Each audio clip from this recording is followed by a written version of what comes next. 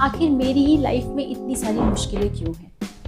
अक्सर आपने लोगों को इस तरह की बातें करते हुए देखा होगा कि दूसरों का काम तो बहुत आसानी से बन जाता है, लेकिन मेरी ही लाइफ में प्रॉब्लम्स आती हैं, मुझे ही प्रॉब्लम फेस करनी पड़ती है। ऐसा क्यों? तो ऐसा क्यों, ये आप खुद भी पता लगा सकते हैं। कैसे? चलिए इस कहानी के थ्रू देखते हैं। एक बार भगवान का एक बहुत बड़ा भक्त होता है। उसे भगवान पे बहुत विश्वास होता है। वो रोज़ मंदिर आता है, भगवान की पूजा करता है। उस भक्त ने भगवान से कहा, आप यहीं पर खड़े रहते हैं हमेशा, आप थक जाते होंगे, एक काम कीजिए भगवान, एक दिन के लिए मैं आपकी जगह पे खड़ा हो जाता हूँ और आप आराम करिए, जाकर के थोड़ा घूमिए फिरिए, आराम करिए।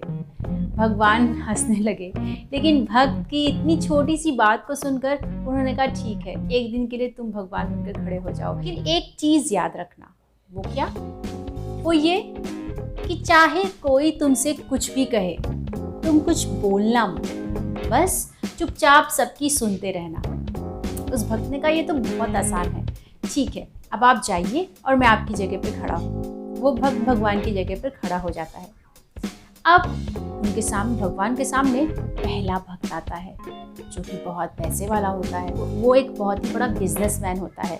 वो किसी डील करने के लिए जा रहा होता है। तो भगवान से कहता है कि भगवान मेरी ये डील करा दीजिएगा बस। और जैसे ही वो भगवान के आगे माथा टेकता है, उसका पर्स भगवान के सामने गिर जाता है। लेकिन उस बिजनेसमैन को पता ही नहीं चलता कि उसका पर्स गिर गया है। अब वो भक्त जो भगवान की जगह पे खड़ा है, वो चाहता है उसे बताना, लेकिन उसे याद आ जाती है भगवान की कही हुई वो बात कि तुम चुप रहोगे, कुछ भी नहीं बोलोगे। तो वो बिजनेसमैन वहाँ से चला जाता है।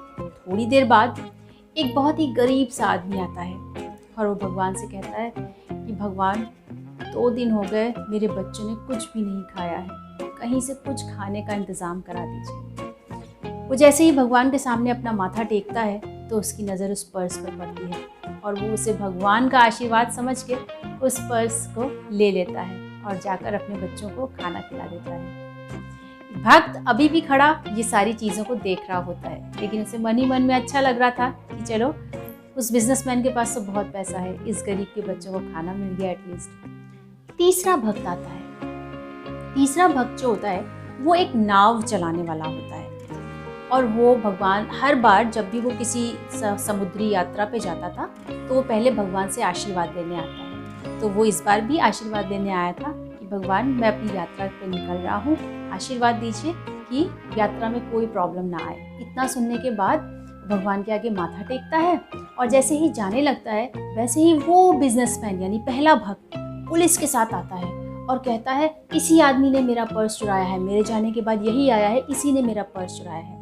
लेकिन उस नाव वाले के पास तो पर्स था ही नहीं, क्योंकि पर्स तो वो गरीब आदमी ले गया था।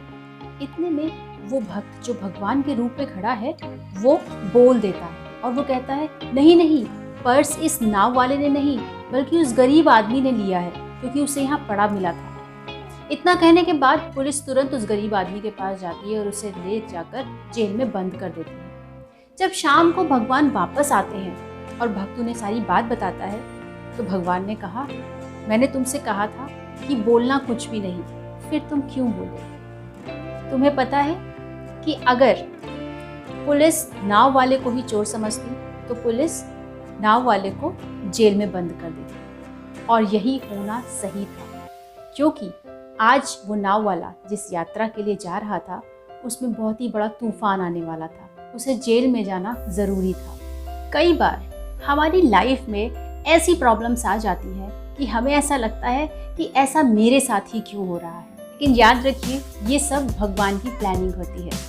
तो जब भी कभी कोई किसी प्रॉब्लम में हो या कोई उदास हो तो याद रखिएगा कि हर रात के बाद एक सवेरा होता है, और जब कभी भी आप परेशान या उदास हो तो ये सोचिएगा कि जो होता है वो अच्छे के लिए होता है।